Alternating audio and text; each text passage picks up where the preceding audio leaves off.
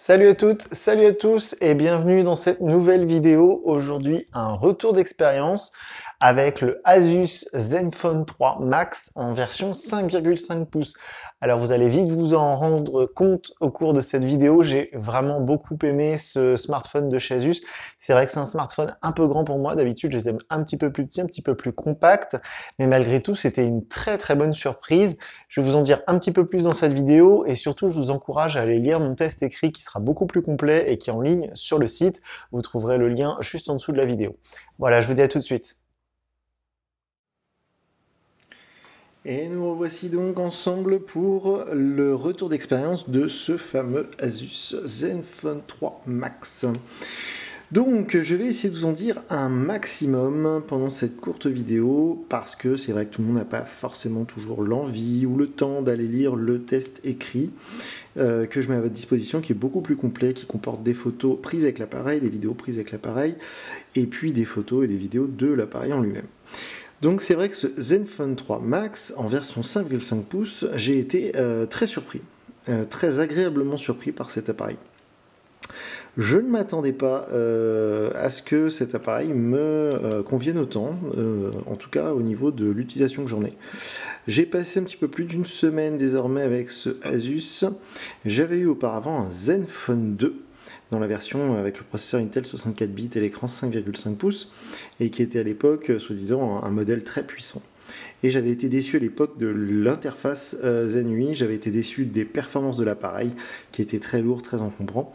Donc j'avais vite laissé tomber. Et là, c'est vrai que ce téléphone, en fait, je l'ai acheté un petit peu par hasard parce qu'il a vraiment baissé de prix. Il est à 249 un peu partout maintenant, 249 euros. Et en plus de ça, c'est vrai que quand la gamme Zenfone 3 est sortie fin 2016, honnêtement, j'ai pas tout compris. C'est un petit peu brouillon la gamme Zenfone 3 parce qu'il y a le Zenfone 3 Max qui est normalement le modèle en fait, enfin Max ça signifierait pour moi le modèle un petit peu de gamme, en fait pas du tout, c'est le moins cher. Voilà. C'est dans la gamme Zenfone 3 le Max est le moins cher. Aussi, ce qu'il faut bien noter, c'est qu'en fait, quand la dénomination, l'appellation Max, ça signifie qu'il y a une super grosse batterie. Et là, en fait, c'est pas le. Si vous allez sur Google, vous tapez Asus Zenfone 3 Max, vous ne tomberez pas sur le modèle que j'ai entre les mains, parce que le modèle que j'ai entre les mains, c'est la version 5,5 pouces. Et c'est pas du tout les mêmes caractéristiques techniques que la version en 5,2 pouces. Donc cette version en 5,5 pouces, j'en mettrai le lien vers la fiche GSM Arena. Elle est équipée de 32 Go de stockage, elle est équipée d'un capteur photo alors qui est donné sur la boîte pour 64 mégapixels. Je vais vous expliquer un petit peu après, mais en fait, bon, il n'a pas vraiment 64.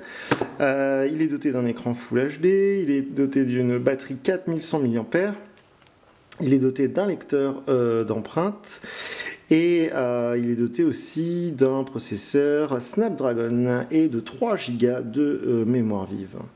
Donc c'est vrai que la fiche technique est vraiment sympa, il fait 175 grammes, il est assez grand, on pourrait le comparer par exemple à un iPhone 6S, moi en tout cas c'est un appareil que j'ai eu, que j'ai possédé, et l'iPhone 6S dans mes souvenirs c'est le même format. En tout cas esthétiquement il y ressemble beaucoup, il y a beaucoup de personnes qui l'ont pris, qui l'ont pensé être un iPhone 6S. C'est vrai qu'il est très élégant, la finition est vraiment bonne. Voilà, au niveau de l'ergonomie, j'ai rien à lui reprocher. Tout s'est bien passé pendant la semaine que j'ai eu à l'utiliser. Alors je précise que quand je teste les téléphones, je les utilise en version en téléphone principal. C'est-à-dire que vraiment, je suis amené à passer des coups de fil, à recevoir tous mes mails dessus, à écrire des SMS, etc., écouter de la musique, prendre des photos. Donc du coup, ça me donne un bon aperçu des capacités réelles de l'appareil. Et donc, honnêtement, pour résumer le tout, j'ai trouvé cet appareil pour le prix assez incroyable. Au niveau des photos, vous verrez le capteur 64 mégapixels. Alors en fait, c'est pas 64, c'est un 12 ou 13 mégapixels, je sais plus. Mais en fait, c'est qu'il y a un mode qu'ils appellent super résolution, je crois. En fait, vous voyez dans ces modes là, donc il y a Auto, HDR Pro, retouche d'image, super résolution. Voilà.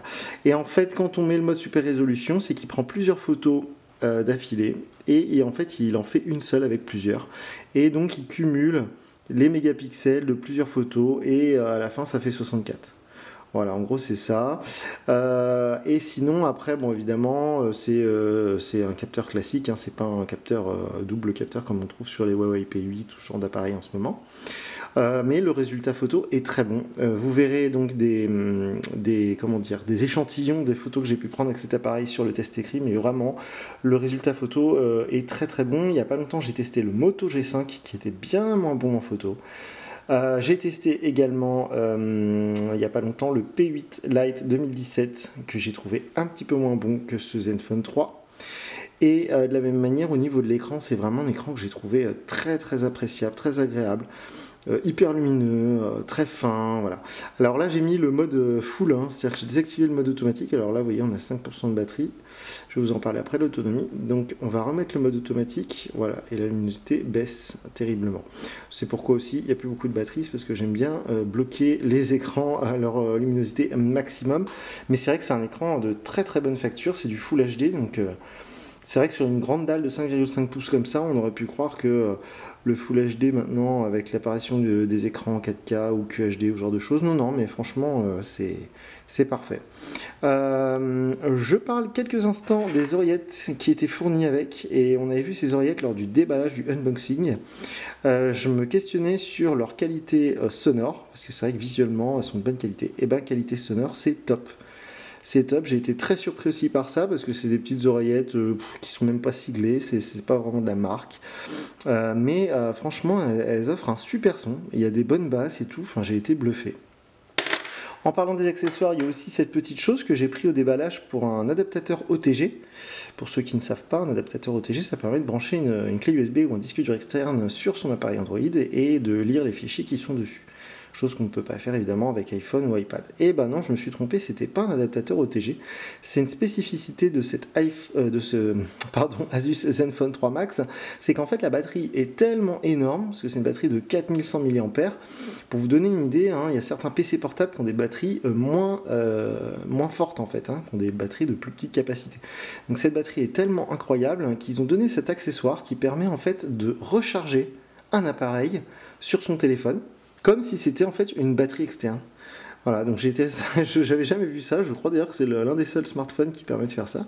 Vous branchez, par exemple, je sais pas, le jour où j'ai fait le déballage de la JBL Go, une petite enceinte portative, vous pouvez recharger votre enceinte portative et vous servir donc de votre Asus comme une batterie externe, tellement ce Asus a une grosse batterie. Et en parlant du coup de la batterie, c'est vrai que l'autonomie c'est un très très bon point. Alors l'appareil est un peu gros, un peu lourd évidemment, mais du coup l'intérêt numéro 1 c'est que la batterie dedans est gigantesque et l'autonomie est absolument énorme. Là je suis en fin de batterie, je suis à 5%, pourquoi? Parce que toute la journée, vous voyez là c'est marqué, il est 16h16, toute la journée j'ai fait de la voiture et j'ai fait du GPS, avec donc l'écran qui reste allumé et le GPS qui tourne. Et honnêtement, de tous les téléphones que j'ai eu ces dernières années, j'avais jamais vu une autonomie comme celle-ci. C'est vraiment la plus forte autonomie que j'ai eue de tous les smartphones ces dernières années. Alors c'est vrai que c'est un peu de la triche parce que sur les autres mobiles, on a rarement plus de 3000 mAh. Mais Asus, c'est vraiment une spécificité parce que je sais que sur le Zenfone 2, ils avaient fait aussi une version comme ça avec 5000 mAh de batterie. Donc c'est un peu une spécificité chez eux. Donc l'autonomie super, les photos pour un mobile à ce prix-là, elles sont très bonnes. Évidemment, on ne peut pas demander les photos comme un Galaxy S8, un Galaxy S7 ou un iPhone 7 ou ce genre de choses. Mais franchement, elles sont vraiment vraiment bien, je dirais plus que correctes. Aussi au niveau de la performance, il n'y a pas longtemps j'ai fait donc le test du Huawei P8 Lite et j'ai reçu pas mal de commentaires parce que tout le monde me dit oui moi je l'ai, je le trouve très fluide, très performant, il n'y a pas de souci. Et ben c'est vrai que moi j'aime bien quand par exemple on fait le multitâche, j'aime bien que ce soit absolument instantané, qu'il n'y ait pas de temps d'attente et quand on passe d'une appli à l'autre je veux que ce soit immédiat, j'ai pas envie que qu'on attende. Et là sur ce Zenfone 3 c'est le cas, ça n'avait pas été le cas sur le P8, en tout cas le P8 Lite je l'ai possédé un petit peu plus de 3 semaines et moi j'ai vu des ralentissements sur certaines applis et là je les ai pas du tout subis sur ce Zenfone 3. En parlant justement du P8 Lite 2017, le point fort pour moi c'était le capteur d'empreinte. qui était au dos et qui était très performant. Là, sur ce Asus Zenfone 3, pour moi, ça fait partie un petit peu des points négatifs. C'est-à-dire que le capteur d'empreinte digitale qui est placé au dos, bon là, ça l'a déverrouillé, il n'y a pas de souci, mais maintenant, je commence un petit peu à avoir l'habitude de ces capteurs d'empreinte digitale placés au dos, et honnêtement, c'est pas le plus performant que j'ai eu. Hein. Le capteur d'empreinte du P8 Lite 2017 était meilleur, celui du G5 Moto Lenovo était meilleur aussi, il était placé en façade, et évidemment, les capteurs Touch AI des iPhone 7 sont encore plus performants. Et celui du S7 que j'ai eu il n'y a pas longtemps aussi était plus performant. En fait, là, c'est pas un souci que ça lit pas bien l'empreinte, c'est que voilà, quand on pose mal le doigt, ça vibre et en fait, ça nous dit que voilà, ça détecte pas facilement. Il y a des fois où quand je pose le majeur que j'ai paramétré, pourtant, ça n'arrive pas à déverrouiller. Donc, du coup, j'abandonne et je mets l'index. Donc c'est pour moi l'un des points faibles, c'est que le lecteur d'empreinte n'est pas l'un des plus performants que j'ai eu l'occasion de tester. Sinon, hormis ça, que dire d'autre? L'interface Zen UI. Alors si, ça c'est très intéressant, l'interface Zen UI. Alors vous verrez que j'ai posté quelques photos de ce téléphone avec une interface d'un autre launcher qui s'appelle simplement Nova, launcher que je vous invite à essayer parce que c'est vrai que Zen UI, je suis pas très fan. C'est tout un petit peu grossier. Je me demande si c'est pas un peu pour les personnes qui ont du mal avec les smartphones. Je dirais pas les seniors, ce serait peut-être un peu insultant, mais en tout cas, il y a toujours un mode simplifié. Et là, je suis pas en mode simplifié et parfois j'ai l'impression d'y être parce que tout est vraiment, vraiment gros. Les icônes sont de taille très importante. Voilà, c'est présenté d'une manière un peu simpliste et je suis pas fan.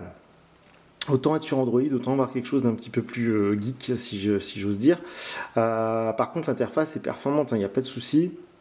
J'ai pas eu de plantage, c'est plutôt fluide, plutôt rapide, ça y a pas de souci par rapport au Zenfone 2 que j'avais eu.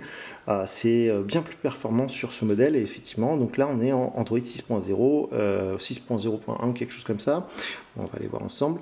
Mais une chose est sûre, c'est que donc c'est Zen UI et bon, c'est pas ce que je préfère. Moi j'aime pas trop les surcouches de toute manière. 6.0.1. Donc c'est Marshmallow. Mais c'est vrai que par exemple il n'y a pas longtemps j'ai testé le Lenovo Moto G5 et le fait que ce soit une version Android quasiment nue, c'était pour moi un vrai plus. Là voilà, je dirais pas que c'est un point faible, mais c'est pas ce que j'ai préféré dans ce smartphone évidemment. Bon, c'est moins mauvais parce que j'aime pas du tout EMUI, l'interface de chez Huawei. J'ai un petit peu de mal avec TouchWiz de chez Samsung, bien qu'il se soit un petit peu amélioré. Et là, Zen UI, bon bah c'est plutôt joli, il n'y a pas de souci, mais bon, c'est pas ce que j'ai vu de mieux. Ensuite, au niveau toujours performance logicielle, comme je le dis souvent, je ne suis pas joueur, j'ai pas essayé forcément les performances en 3D, mais par contre au niveau de l'accroche réseau, j'ai pas eu de soucis, au niveau de la téléphonie, de la qualité des appels, j'ai pas eu de problème non plus. Le clavier virtuel, je voulais vous en parler aussi, c'est une très bonne surprise pour moi. Parce qu'en fait, quand on déballe le smartphone, c'est un clavier virtuel qui est installé et qui n'est pas, donc SwiftKey ou le clavier officiel Google qui s'appelle maintenant Gboard. Par contre, c'est bien, c'est que l'application des messages, vous voyez, c'est l'application officielle Android. Donc ça, c'est un vrai plus.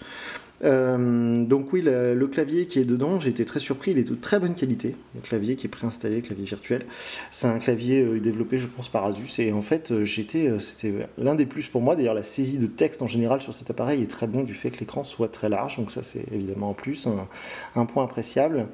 Et d'ailleurs, en parlant de logiciels, j'ai constaté quand même au déballage de l'appareil que pendant à peu près 2 heures, j'ai pas pu m'en servir parce qu'il y avait des mises à jour de l'appareil, des mises à jour logicielles, donc du système, pas des applications.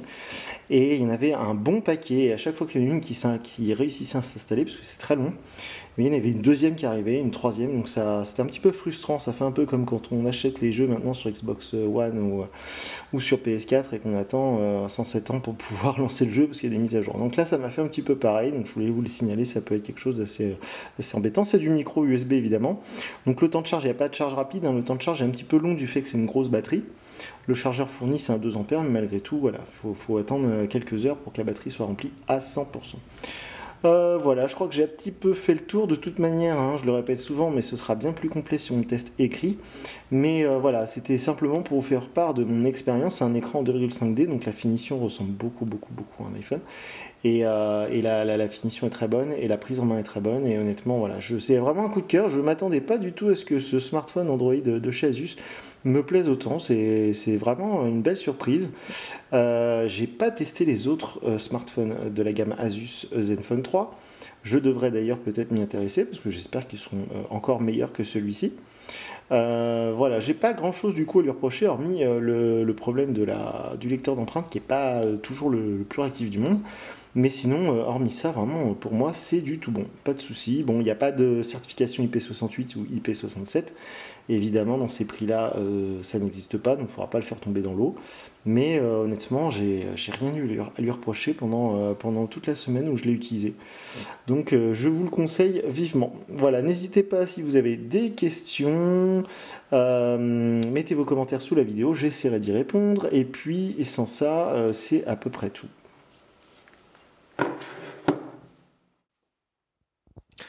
Voilà, j'espère que ça vous a plu. Honnêtement, donc, j'ai vraiment eu un très bon feeling avec ce produit.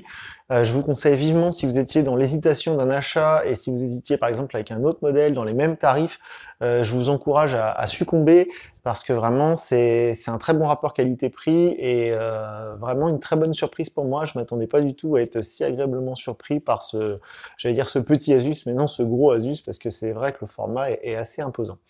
En tout cas, donc une nouvelle fois, je vous rappelle que le test est disponible en version écrite sur mon site et il est un petit peu plus complet que la vidéo parce que j'en dis un petit peu plus de choses et il y a plus de détails. Donc je vous encourage à aller lire ce test et puis si vous avez apprécié la vidéo, comme d'habitude, on met le pouce bleu, le pouce en l'air, enfin comme vous voulez. En tout cas, vous likez la vidéo et puis si vous avez des questions ou des commentaires, n'hésitez pas à les mettre donc juste en dessous de la vidéo dans les commentaires ou sinon vous pouvez même m'envoyer un mail ou un tweet. En tout cas, je vous dis à très bientôt pour une nouvelle vidéo.